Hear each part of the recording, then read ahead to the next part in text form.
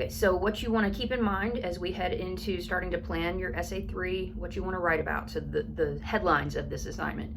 We are watching 5 different movie scenes, and you're going to pick 2, and you are going to compare those 2 scenes to each other, and the easiest way to do it really is just which one is scarier and why. And so you're going to be, as part of making that judgment, looking at what are the choices they made when they put this scene together that affected whether it gets this emotional response. Fear is the obvious way to take it since they're horror movies, but you can also choose some other directions to take it. You might focus just on realism, which one does a better job with realism, because that's important to emotional appeal. It could be which one does the better job of getting us to identify with the characters and care what happens to them. Also important for emotional appeal. So there's different ways you could focus it. It doesn't just have to be general scariness. But what you're gonna do is just pick 2 scenes. Try to pick those scenes by the end of this week, just because that'll help you save time with what you choose to write this week's assignments about. It doesn't have to be an original and remake. I put those in there as options, but you do not have to do it that way. There's other directions and other pairings that will work. Just pick, honestly, the 2 you have the strongest feelings about. What I recommend is the one you think works the best and the one that works the worst. There's other ways to pair it up as well, but those would be my suggestions.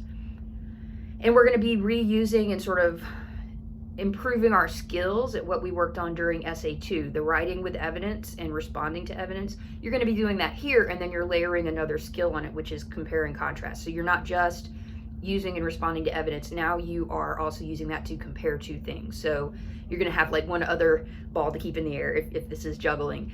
So you're going to reinforce what you learned in essay 2. So if you had a really easy time with essay 2, this one should be cake for you.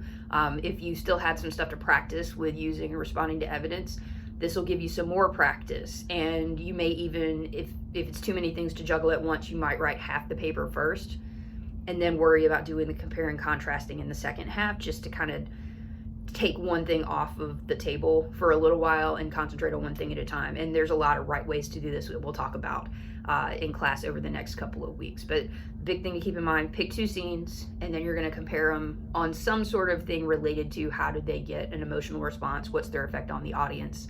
Effectiveness can be part of it. It doesn't necessarily have to be, but usually that's the easiest way to take it. So in class this week, we'll make sure everybody understands the assignment pretty well, and then start talking. We're going to watch the scenes together and talk about what things you notice and what would be the most obvious things to compare about the scenes if you were going to write about them. So you'll have a really good sense by the end of this week what kind of stuff to say in this paper, and you'll probably already have some really good starting points for planning it.